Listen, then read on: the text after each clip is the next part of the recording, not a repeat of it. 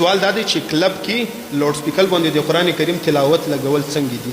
ګوره جیم والا کلب پای کې د قرآن کریم تلاوت لګول په دوه شرطونو سره جایز دی. یو شرط دا دی چې په هغه جیم کې و دومره شور نه چې د قرآن کریم تلاوت پکې نشي اورېدی.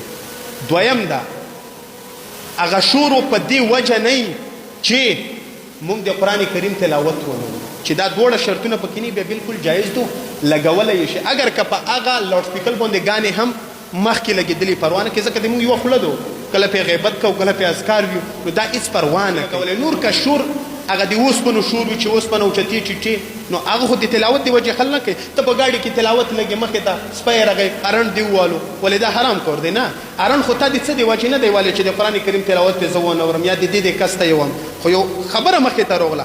نو په جیم کې که چېرته شور د قرآن کریم د وجې نه او یا دومره ډېر نه چې قرآن کریم تلاوت پکې نشي اورېدی، بیا بالکل جایز دی او لګولی یې شي. او بله دا د جیم والا خل ټوله ورځ ګانې لګوي، نو که دا لږ تلاوت لکې دام پې مونږ بند کړو، نو دا الله خیر نه و هغو محرومه شي. قرآن کریم د الله خبرې دي، په دې کې اثر دی. نو که دو دا لږ لږ لګولو مونږ سره نرمي وکړه چې لږه و جایز دی، شاید د دغه لږ لګولو په وجه هغه اصلاح شي. هر قسمه حاجت دی او د شپې په خوب کې راوچت شوې او په کټ کې بستره کې دننه دې دا دعا ویله او د هغې نه بعد د دعاګانې وکړه الله دې تقبل. که ته فکر وکړې په دا ژمي کې دا شپې غټې او هره شپه هر انسان یو 4-5 ځل خو د شپې په خوب کې راوچتېږي، ځکه دا شپې غټې دي. نو یو اسان عمل دی که تا د شپې وکړو او د کټو بسترې نه موچتېږه، په مغه کټ کې وکړه بستره کې وکړه، اجر او ثواب یې دومره ډېر دی چې د الله نه دې څه وغوښتل الله یې ډېر کوي. رسول الله علیه السلام فرمایي من تعار من اللیل، یو کس د شپې ویده دی او په خوب کې راوچت شو، بستره کې په کټ کې پروت دی، دا سترګې یې کلو شوې او په هغه وخت کې دغه دعا وویله لا اله الا الله وحده لا شریک له له الملک وله الحمد وهو على كل شيء قدیر الحمد لله وسبحان الله ولا اله الا الله والله اکبر ولا حول ولا قوه الا بالله. دغه دعا یې وویله. د دې نه وروسته رسول الله فرمایي د انسان هر قسمه دعا وغوښتله په همدغه کټ کې بستره کې استجیب له، رسول الله فرمایي هغه دعا و د دغه انسان قبول شي.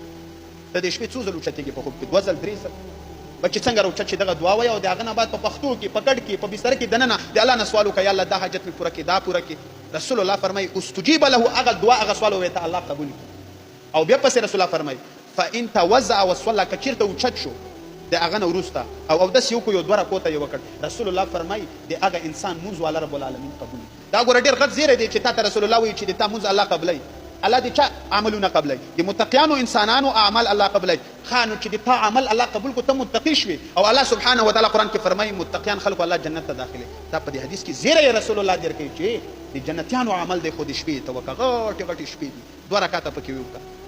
څومره اسان عمل دی، دا وکړو که نه انشاءالله دا دعا اوس زده کوو که نه. دلته موږ دلته داسې د فضیلت والا یو دعا وایو، الله که سره څوک تپوس کوي چې مولوي صاحب هغه دعا دې ویلې وه ډېر خوند یې وکړو، هغه لږ موږ ته وښیه، راته ولیکه، راته ویه، وایس میسیج وکړه، تصویر نیټ کې راوړوه، هېڅ څوک تپوس نه کوي.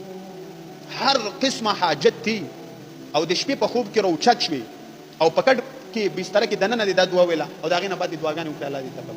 اسان عمل دی دا څوک وکړي؟ دا خامخا وکړو، اجر پکې ډېر دی، ثواب پکې ډېر دی.